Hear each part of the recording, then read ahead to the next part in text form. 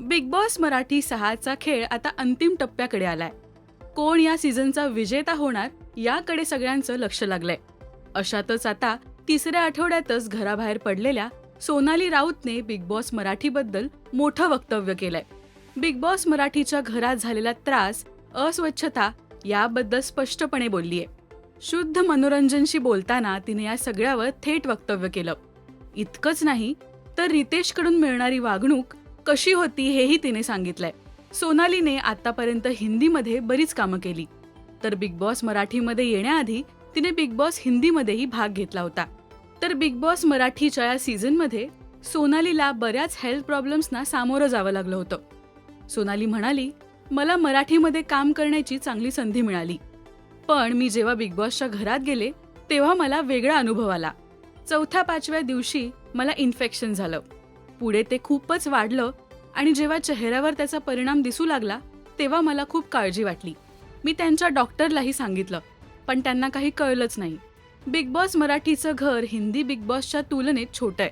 आम्ही 17 स्पर्धक होतो आणि वॉशरूम पण खूपच छोटं होतं. यावर्षी राशनसाठी खूप मारामार होती. शिक्षा म्हणून राशन कमी केलं जायचं, खाली झोपायला लावायचे. त्या घरात खूप मोठे मोठे उंदीर होते. वीकेंडच्या वारला हिंदीत सलमान खानकडून जेवण यायचं, पण मराठीमध्ये प्रोडक्शन पाठवत होतं. पण दुर्दैवाने त्यात झुरळ असायची. मला कळालंच नाही की नेमकी चूक कोणाची आहे. आम्हाला प्राण्यांसारखं आत टाकलं होतं असंच वाटत होतं. पुढे सोनाली रितेशबद्दल सुद्धा स्पष्टपणे म्हणालीये, मी ग्रेट ग्रँड मस्तीमध्ये त्याच्यासोबत काम केलं होतं. आम्ही संपर्कातही होतो. मला आनंद होता की रितेश देशमुख होस्ट करतोय, पण त्याची होस्टिंग मला कळलीच नाही. पण ज्या रितेशला मी ओळखते तो तिथे खूपच वेगळा होता. पहिल्या एपिसोडमध्ये तो खूप रागावलेला आणि सगळ्या स्पर्धकांवर ओरडला होता. आम्हाला त्यामागचं कारण कळेच ना. तो सतत आमच्यावर ओरडायचा, घरातून काढून टाकणार असं बोललं जायचं. मी बाहेर पडण्याआधी मला त्रास होत होता. तुम्ही तर काही करत नाही आहात, मग मीच बाहेर जाते असं मी म्हटलं होतं. त्यानंतर सुदैवाने माझी एक्झिट झाली. मी खूप खुश होते. मी याबद्दल रितेशला सांगितलं होतं, पण त्याने काहीच केलं नाही. सलमानने निदान काहीतरी मदत केली असती असं सोनाली म्हणालीये.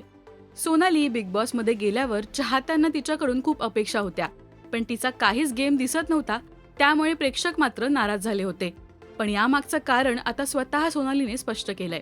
बिग बॉस मराठीमध्ये रेवाच्या एलिमिनेशन नंतर तन्वी, राकेश, विशाल, दीपाली आणि अनुश्री हे 5 फायनलिस्ट मिळालेत.